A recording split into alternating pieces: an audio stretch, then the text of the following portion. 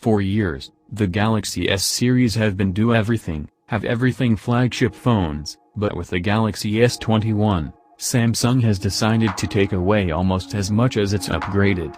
What could be a recipe for failure has actually yielded an excellent Android smartphone that's $200 cheaper than the Galaxy S20.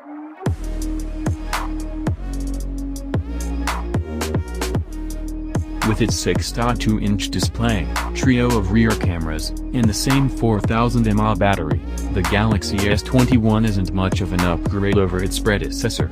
Sure, it comes with a new camera module and color schemes, as well as Qualcomm's Snapdragon 888.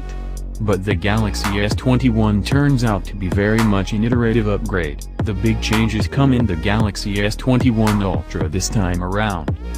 For people holding on to the older Galaxy S10 or, say, a Google Pixel 4 or OnePlus 7T, the suite of upgrades, such as a new Dynamic AMOLED display and improved software, all combine to make the Galaxy S21 a rather compelling flagship phone at an attractive size and price.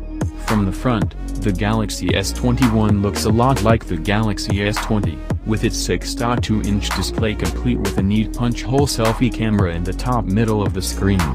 Look closer and you'll see the S21 has dropped its predecessor's curved display and opted for flat edges. Samsung has both downgraded and upgraded the Galaxy S21's 6.2-inch AMOLED display from what the S20 previously featured. You no longer have to choose between a Full HD Plus resolution running at 120Hz or a QHD running at 60Hz, like you did with the Galaxy S20, but that's because the S21 tops out at 1080p resolution. Hardware-wise, the Galaxy S21 cameras are exactly the same as the Galaxy S20.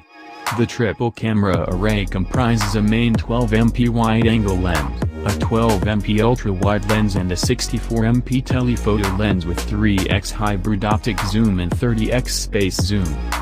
Performance.